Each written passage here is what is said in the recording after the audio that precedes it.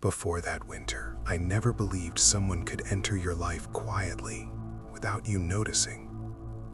I was living alone in a small house at the edge of a quiet neighborhood. Past my backyard, there were only trees and open land. No lights, no nearby homes. Once night fell, the darkness felt heavy, like it pressed against the windows. I'd lived there for almost a year with no problems. It was peaceful. Too peaceful. That weekend, a brutal cold wave hit. Snow fell nonstop, and the temperature stayed below freezing. I didn't leave the house once. That night, after dinner and some TV, I shut everything off and went to bed around 11. There was one thing I had ignored for months: the lock on my bedroom door. It didn't work anymore. The button still clicked, but the door never actually locked. Living alone, I convinced myself it didn't matter. I woke up suddenly, in the middle of the night. My heart was racing for no reason. The room was completely dark, but as my eyes adjusted, I noticed something that made my stomach tighten. My bedroom door was open. Just a crack. I told myself not to panic. Old houses shift in cold weather. Maybe it hadn't closed properly. I got out of bed, quietly shut it, and made sure it latched before lying back down.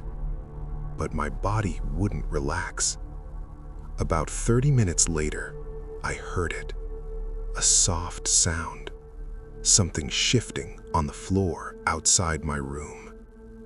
I held my breath and listened. Nothing followed. No footsteps, no voices. Eventually, exhaustion pulled me back to sleep. I woke up again. Same pounding heart, same feeling of dread. And the door was open again. This time, I knew I had closed it properly. As I sat up, something moved behind the doorframe. Not a shadow, not a sound, just movement. I couldn't move. I couldn't even breathe properly. After what felt like hours, I rushed forward and slammed the door shut, pressing my full weight against it. Nothing pushed back. Instead, I heard slow footsteps moving away, down the hallway, toward the back of the house. I called the police. They searched every room, found nothing. While explaining what happened, I glanced out the back window and saw him. A dark figure standing at the edge of the trees, watching us. He disappeared before the officers could react. Days later, when the snow melted, I found narrow trails in the woods behind my house, paths worn down from someone walking the same route over and over, straight to my backyard. I moved out soon after. I still don't know if that night was the first time he entered my home, or just the first time I woke up. For months, I was the only person living in my apartment building. Every other unit was empty. The halls were silent, no footsteps, no doors, no voices. At times, it felt abandoned. On Halloween night, I came home from work around 9 p.m. I planned to relax and watch something scary. I had just sat down when 3 loud knocks hit my door. They were sharp, intentional. I opened the door slightly and froze. A young girl stood there in a Halloween costume, holding an empty candy bag. She didn't speak, didn't move, just stared at me through her mask. I asked where her parents were. No response. The hallway behind her was completely empty. Something felt wrong. Not just strange, but wrong. She stood there longer than felt normal. I noticed her shoes were wet, like she'd been standing outside for a while. Without saying a word, she turned and walked away. Down the hall, down the stairs, gone. She didn't knock on any other doors. Curiosity got the better of me. I stepped outside to check the building. The parking lot was empty. My car was the only one there.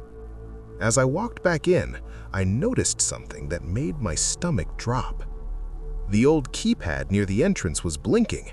It had never worked before. When I returned upstairs, one of the vacant apartment doors was open. I was sure it had been closed earlier. I rushed into my unit and locked the door. Seconds later, someone knocked again. This time, it was heavier. Through the peephole, I saw a man dressed in black standing too close. I heard more footsteps behind him, whispering. I didn't answer. I grabbed my phone, called the police, and hid on my balcony. Moments later, I watched two men enter my apartment. They searched every room. The police arrived shortly after, but the men were gone. Later, I learned I was the only legal resident in the building. I believe the girl was used to make me feel safe opening the door. I moved out within days. I worked night shifts at a warehouse just outside town. During slow season, I was completely alone from midnight until sunrise. Most nights were quiet. Too quiet. One night, while working with my earbuds in, I heard footsteps near the office. I assumed it was my boss. When I checked, no one was there. I told myself it was nothing. Later, from the office window, I saw movement between the shelves. A silhouette. I grabbed a metal tool and searched the aisles. Nothing.